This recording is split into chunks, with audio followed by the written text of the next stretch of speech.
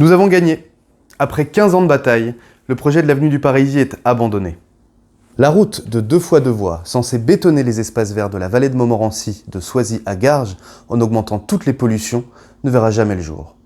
C'est une excellente nouvelle pour notre santé, notre environnement, notre cadre de vie et les finances publiques. Cette décision est d'abord le fruit d'une incroyable mobilisation citoyenne et associative. Je remercie l'association SOS Vallée de Montmorency pour son engagement historique et le collectif Vivre sans bip pour son dynamisme, son inventivité et sa détermination. Marches, pétitions, événements, des femmes et des hommes se sont engagés depuis des années pour défendre l'intérêt général et l'avenir de nos enfants. Je leur exprime toute ma reconnaissance. Cette victoire est aussi une victoire politique.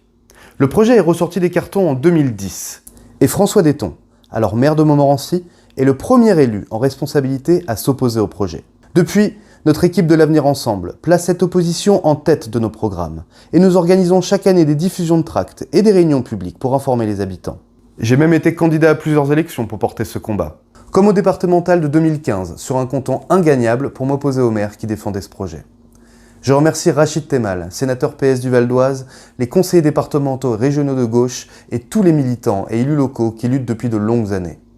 Je remercie les parlementaires de gauche qui, comme moi, ont écrit au préfet ces dernières semaines pour lui demander de ne pas signer la déclaration d'utilité publique du projet.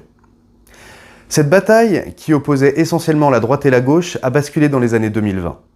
En 2021, j'ai déposé au conseil municipal de Montmorency une motion pour demander l'abandon du projet. Démarche qui donnera lieu au vote de texte à l'unanimité à Montmorency, Groslay et Deuil-la-Barre. Je remercie ces maires pour leur soutien et leur action.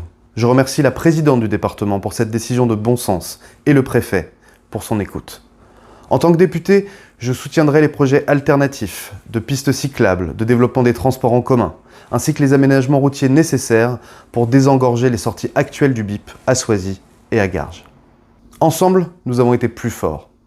Notre territoire est sauvé. Il sera préservé. Je vous donne rendez-vous très prochainement sur le terrain pour mener de prochaines batailles.